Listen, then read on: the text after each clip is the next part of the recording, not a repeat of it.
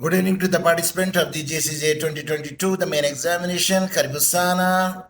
Welcome to the class on my class, online class of mine. And yesterday that we are dealing about the CPC Part-I view and its continuation is going on. And we dealt some part of the res judicata.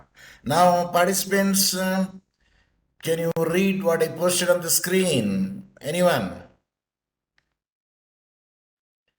Yes. See, this is the thing which I posted on the screen. Can anyone could read it or not? Could you see it? Okay, I will read it. No matter. So this is welcome to the participants of the JCJ 2022 main examination, res judicata and sub judice. This thing that I would like to make it out today, class. In Latin, res judicata means a matter that has been judged.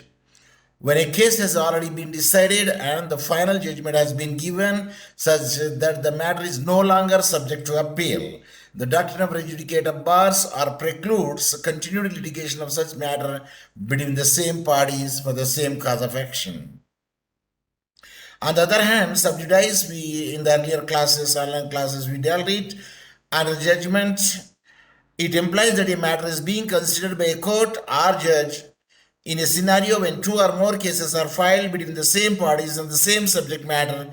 The competent court has the power to stay proceedings. So the doctrine of sub judice means a stay of the suit of the where the case is filed, the second place and second jurisdiction.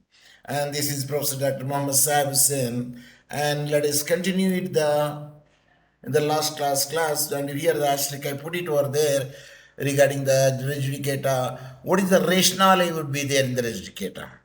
The principle of the res judicata is found upon the principle of justice, equity, and good conscience.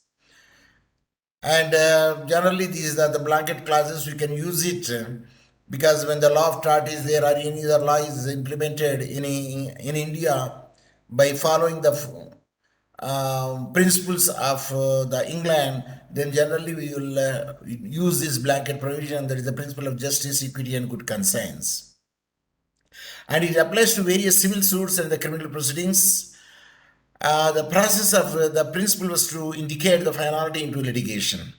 So rationality would be there for giving any judgment, and that will be used, the judgment will be used as a precedent.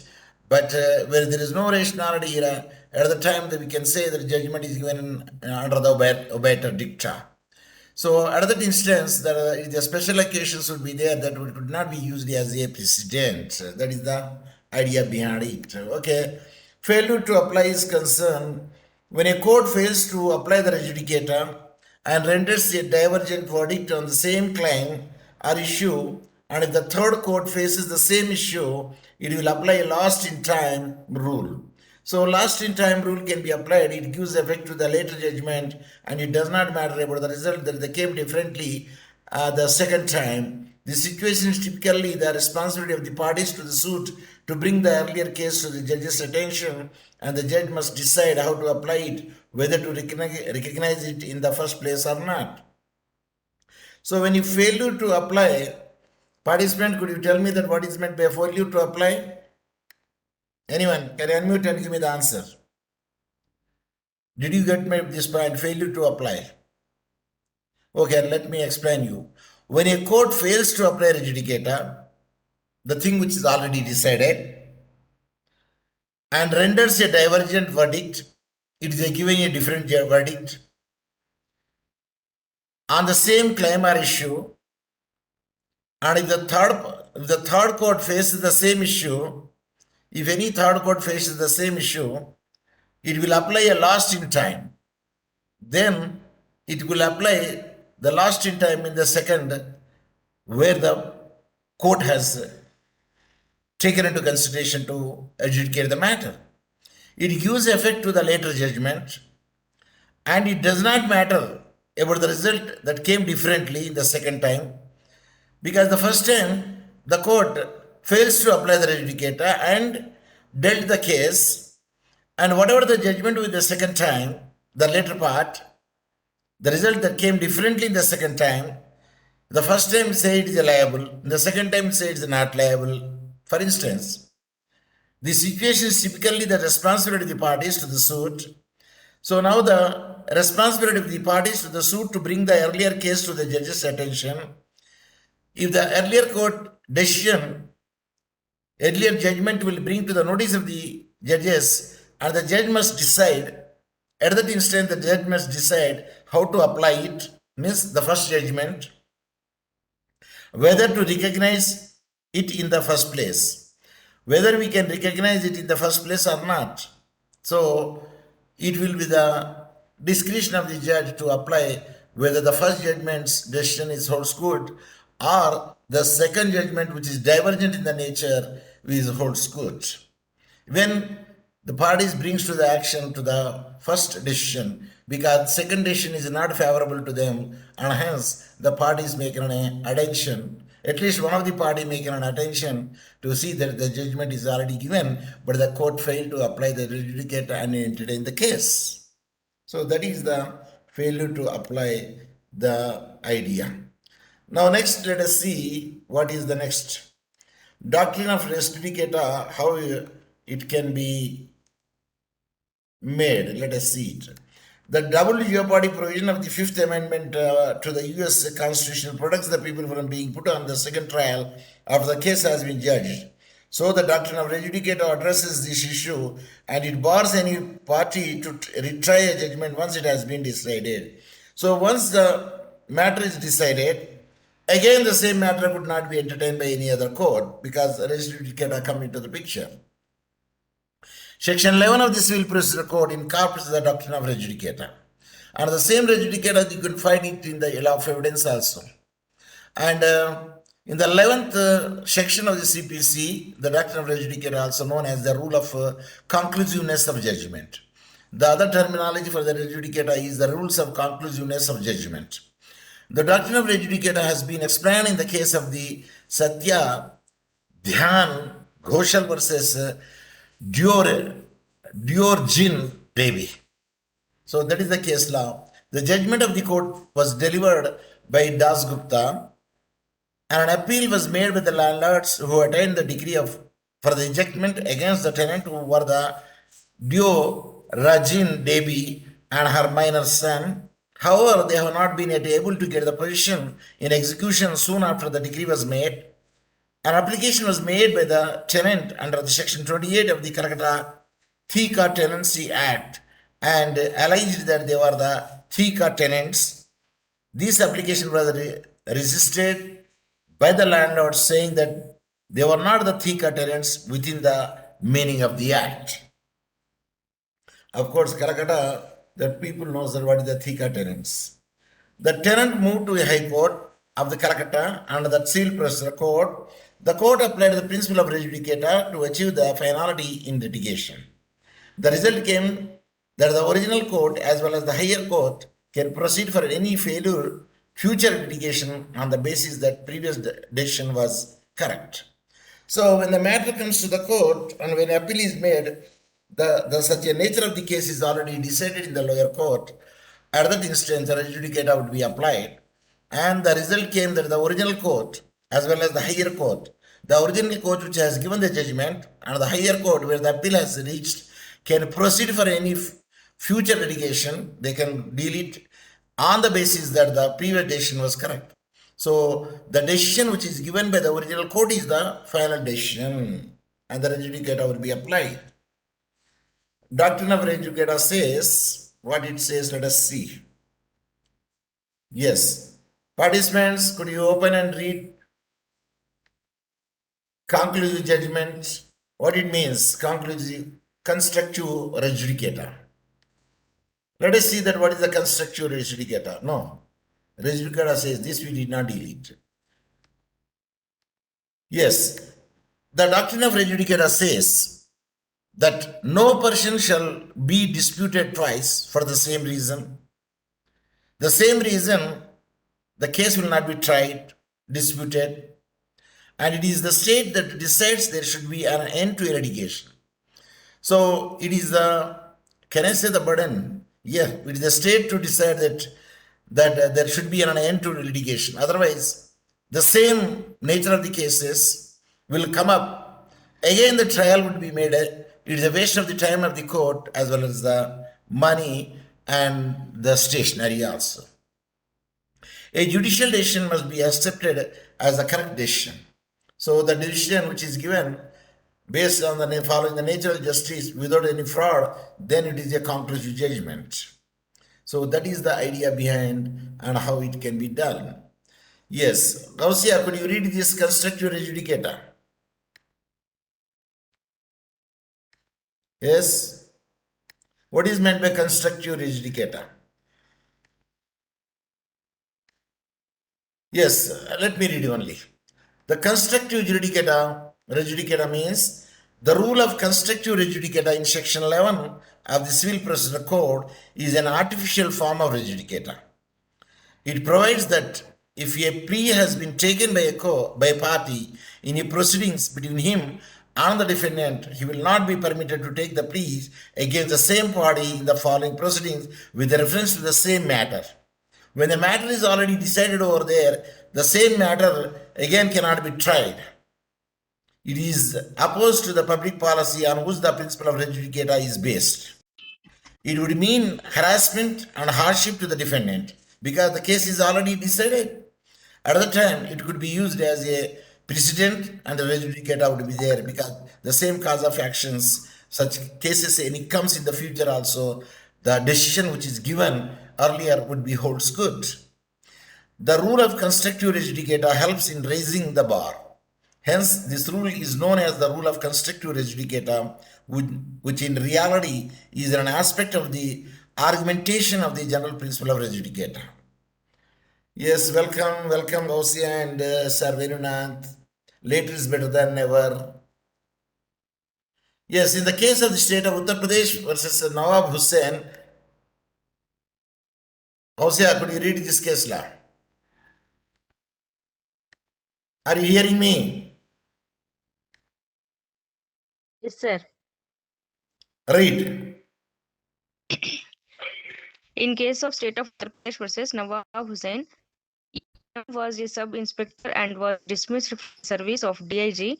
He challenged the order of dismissal by filing a writ petition in the High Court. He said that he did not get a reasonable opportunity of being heard before the passing of the order.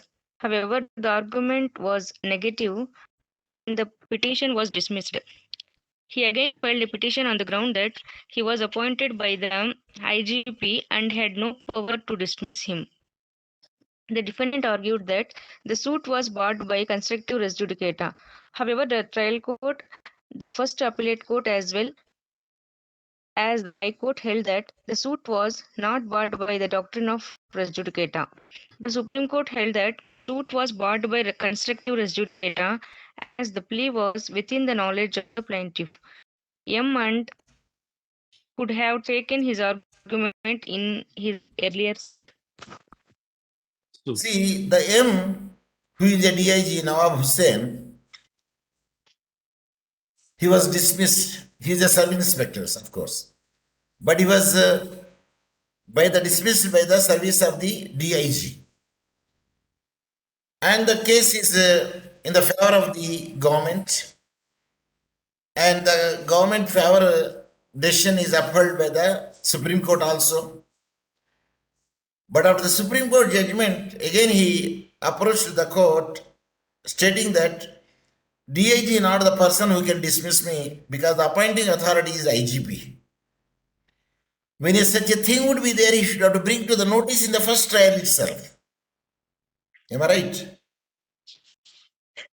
Yes, yes. Because when he knows that he was appointed by the IGP, at that instance, he should have to say that DIG doesn't have the permit because he did not have the appointing authority. A person who is an appointing authority would only could dismiss it. Am I right? Yes, but however, if that appointing authority gives authority to his subordinate, that cannot be challenged then. Delegated power. Delegated one. At that instance, for instance, check power is there. Suppose the check power is the principal is having the college. Suppose the principal applied leave for the 5 days or 10 days. For the 2 days or 10 days or 5 days, can the vice principal will be given the check power?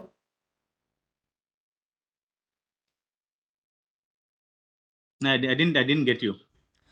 Principal is having the check power to disburse the amount or to get the any other thing. Hello.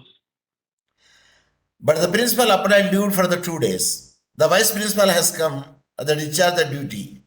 At the time, could the check power is given to the vice principal? No. Certain thing will not be delegated. If it is for 6 months or 1 year would be there, at the time the things will not be suffered, then the appointing authority will give the check power to the vice principal. Is it not? Yes, yes. Court held that the suit was not barred by the doctrine of res judicata. The Supreme Court held that the suit was barred by the constructive res judicata as the plea was within the knowledge of the plaintiff. He knows that he is appointed by the IGP but not by the DAG. But and he could not have taken his argument in his earlier suit. What is argument? Appointment argument. Is it clear? Yes, yes. So constructive res judicata is applicable over here. In other sense, can I say the constructive estoppel? Or estoppel? Yeah, I can use that. Yeah, here you can see the res judicata and estoppel.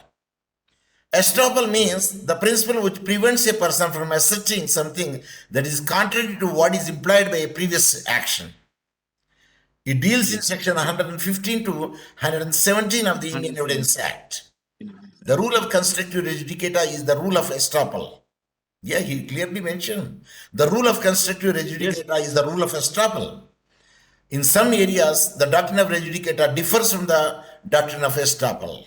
Doctrine of estoppel. Yeah, in some areas, it may have a different nature.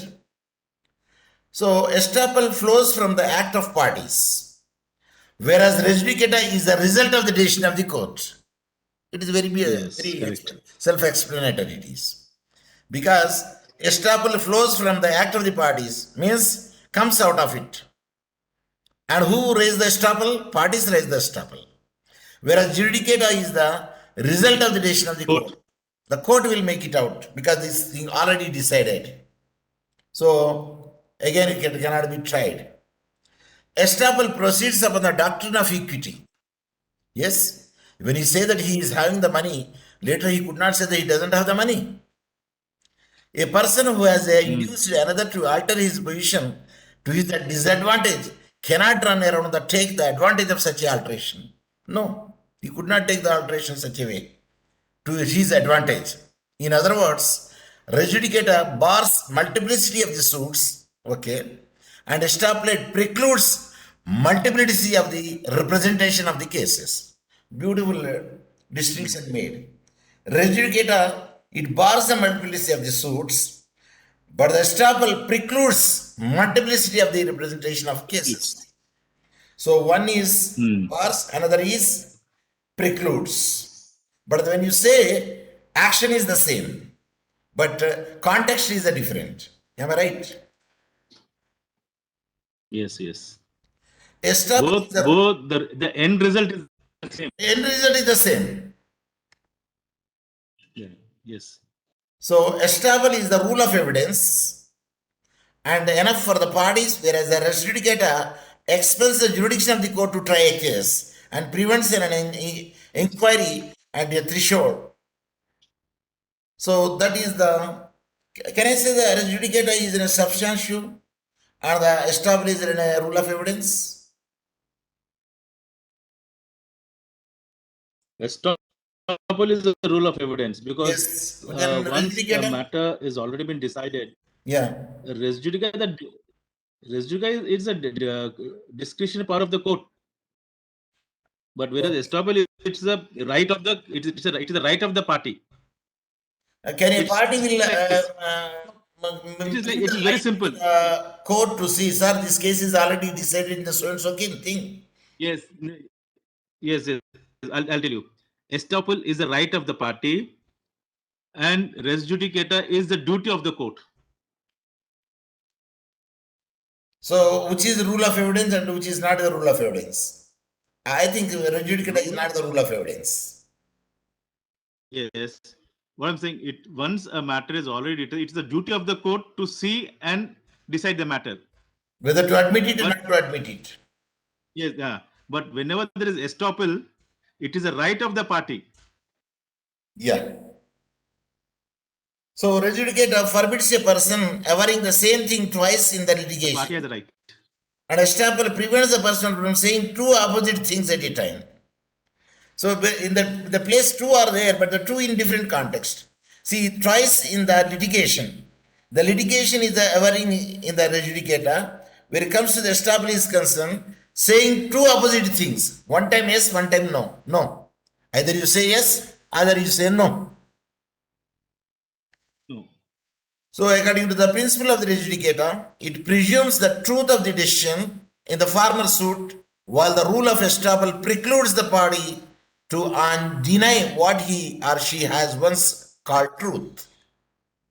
So denial is there here. Because this mostly happens in cross-examine, Okay. or this mostly happens when you give a statement to the police officer during Okay. investigation, and when during the cross-examination the same question is asked to the party, Okay. and when the statement is deferred, then the rule of estoppel comes, because you've already said something during investigation, you said something in the police report.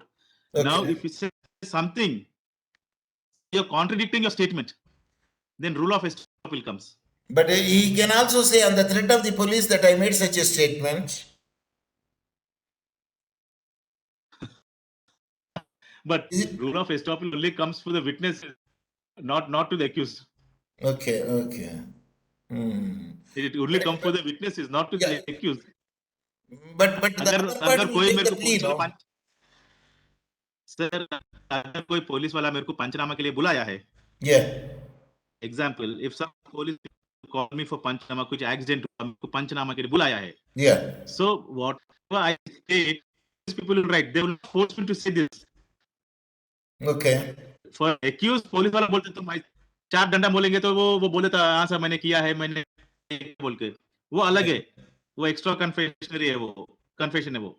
But in this, when I go as a witness, or if I giving as a statement as a panchanama to some accident or an incident which has already happened in Okay. front of my eyes, then if I make a statement there and if I signed a document in the witness as a witness in the panchanama statement, then during my cross-examination, if I change my statement, then the public prosecutor or whoever that opposite officer, advocate, Yeah.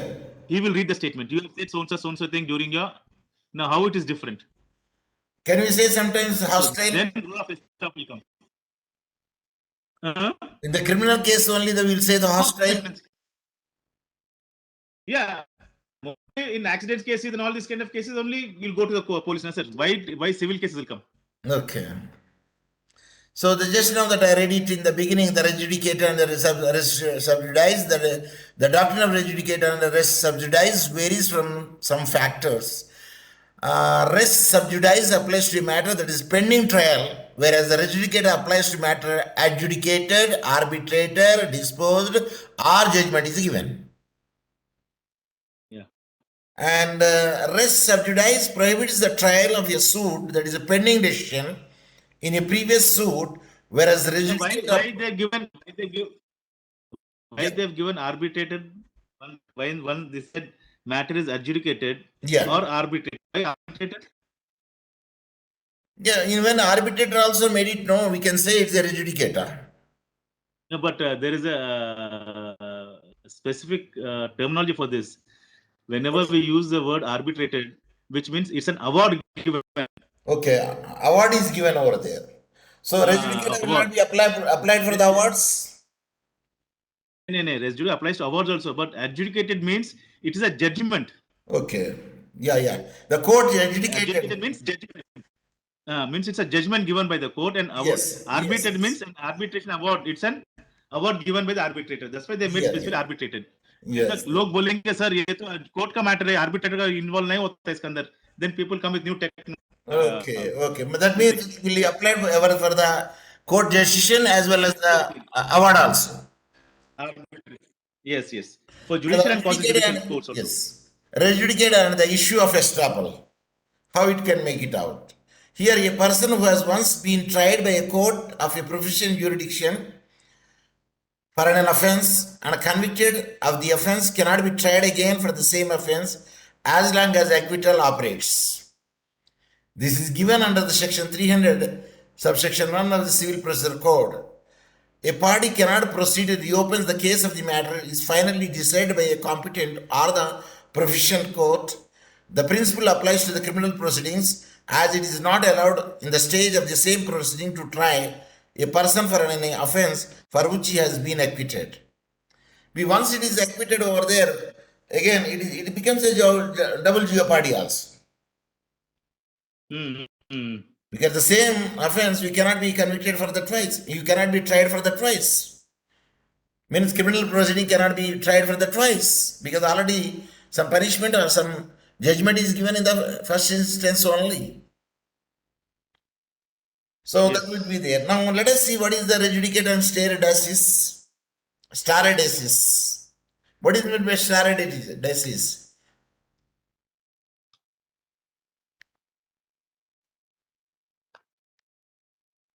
Gausia. What is meant by stare decisis? If you know it, you tell me. If you don't know it, say pass on. Pass on. It is a precedent only. Stare Decision given decisis by is a precedent. Res judicata means a case that has already been decided or a matter is settled by a decision or a judgment. Res judicata and stare decisis both are related to the matter of adjudication, arbitration. Stare decisis rests on the legal principles and where res judicata is based on the conclusion of the judgment. And res judicata binds the parties while stare decisis operates between the stranger and between the court to take the counter review on the law already decided. Stare decisis is mostly about the legal principle while the res judicata relates to the controversy. The case is already decided by the court is also decided as a stare decisis. In other way, we can say it's a precedent. Then what is the res judicata and collateral estoppel? These are all the useful terminologies. The doctrine of the collateral estoppel says that an issue or a case that has been litigated cannot be litigated again. For collateral estoppel to apply, the following requirements are required.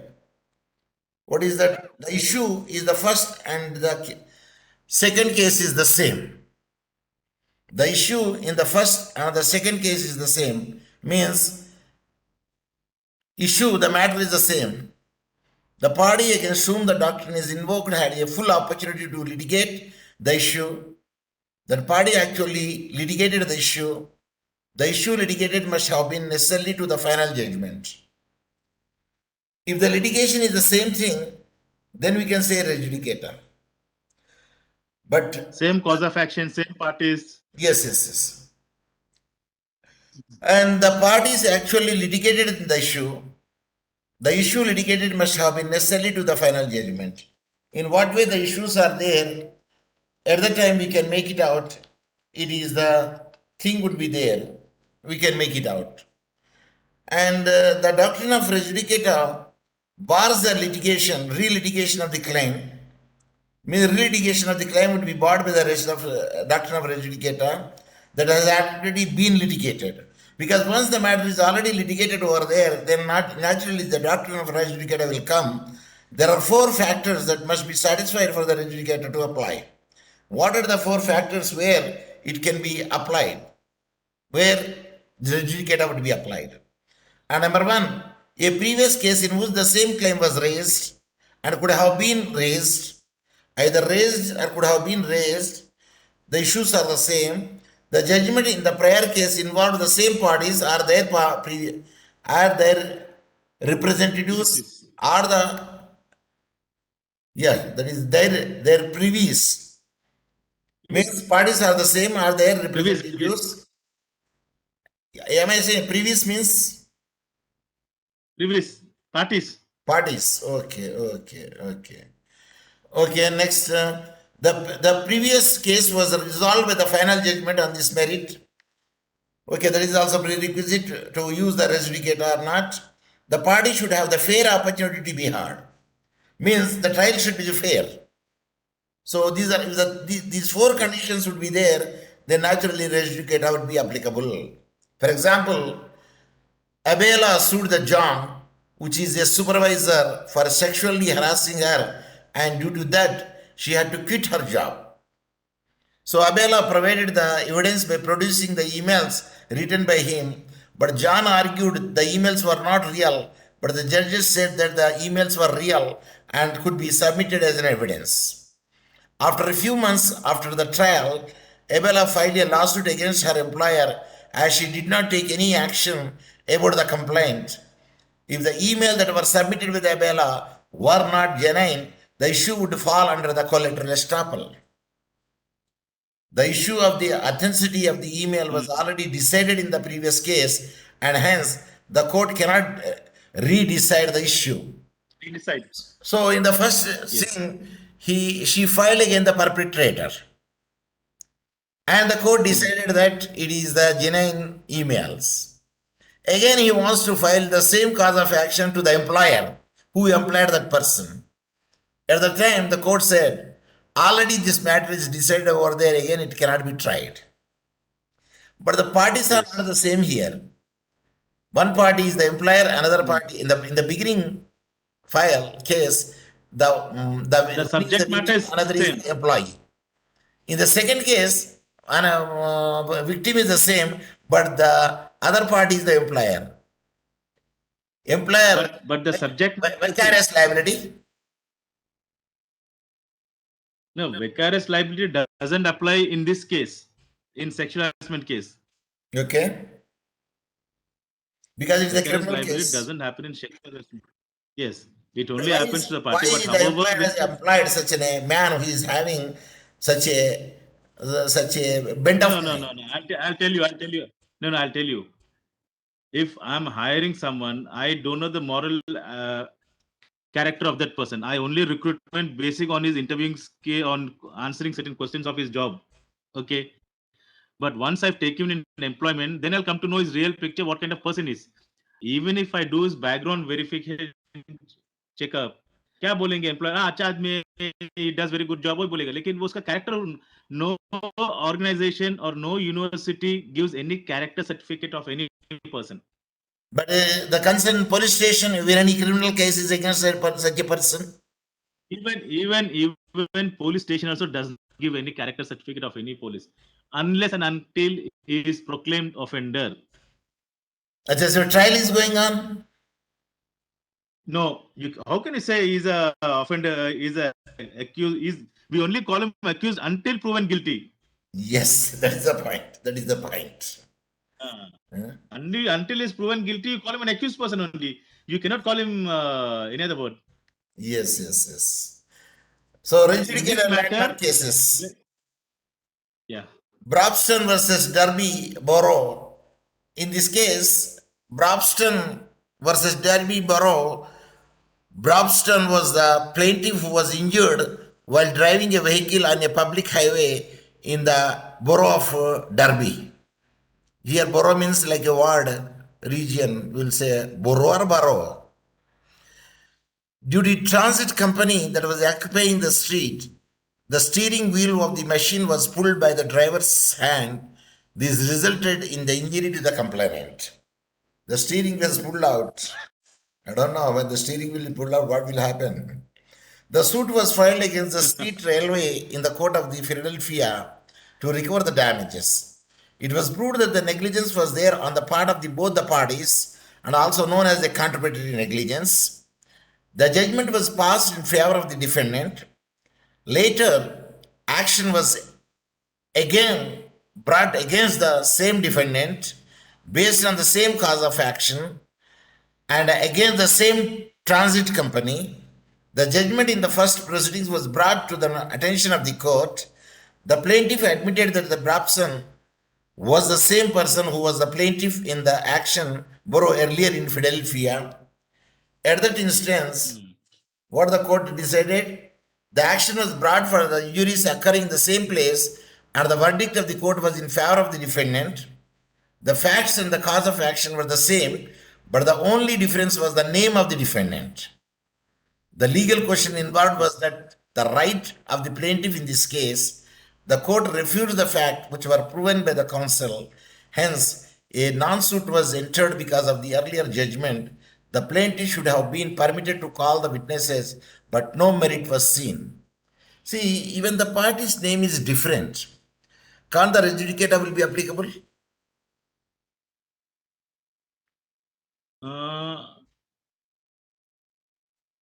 It can be applicable, but normally what happens is that whenever the parties, the cause of action is same, the reliefs are same, but the parties are different. In such cases, it will not happen. But what happened is that the against whom the case is filed, he can take the plea. But earlier, the same matter was involved. Only the parties are different. Then the court has discretionary power whether to take it on merits or not to take it on merits. Just before the sexual assault case, first time she filed against the perpetrator. The second time she filed against the employer. Yes. But at the time they say already the fellow is punished over there, and hence. No. In that case, if you see that case, she was challenging the emails. Emails here. Emails are genuine. Yes, emails. Yes, she was challenging the emails. In the first, she made the accused person about the emails. Yes. Once the court said these are genuine emails, again she filed a case against the company for not taking action when she produced the emails. So the court said already the subject matter of emails has been decided earlier. Yeah, you are right. Yes. Now we cannot come with the same subject matter to this. Even the party is different. Yeah. So let us see the Henderson versus Henderson case law. And Henderson versus Henderson was a case in which the English court confirmed that party cannot raise the claim in litigation which was raised in the previous suit. Obviously, once a party can raise it, the same again he cannot raise it. In 1808, two brothers, Bathel and Jordan, Henderson became a business partners, and they operated in both the Bristol and Newfoundland. In 1817, their father died on a date that was not recorded. The wife of the Jordan Henderson was appointed as the administrator, and she brought a legal proceeding in the court. She also brought the separate proceedings and claimed that he had failed to provide an account as executor of the will.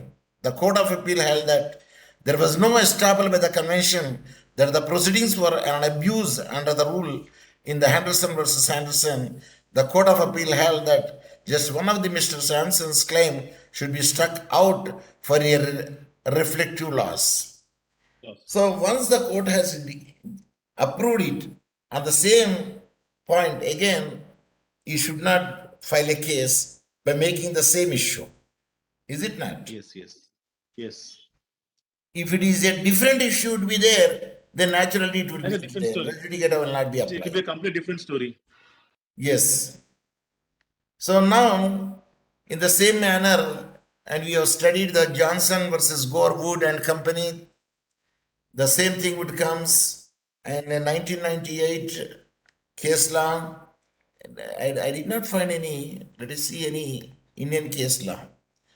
Greenwood only, Johnson, let me check again. Johnson.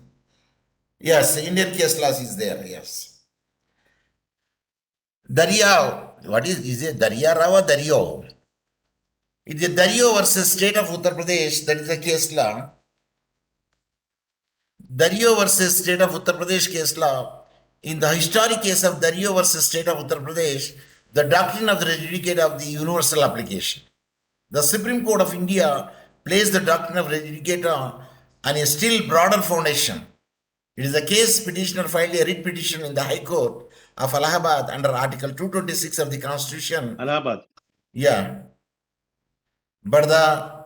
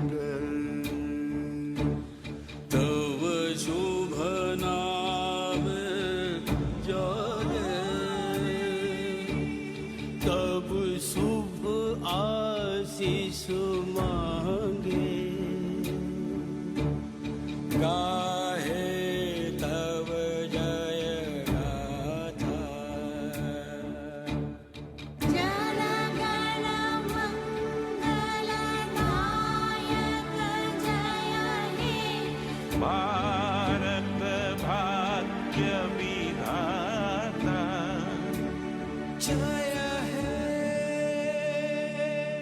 जय हे जय हे जय जय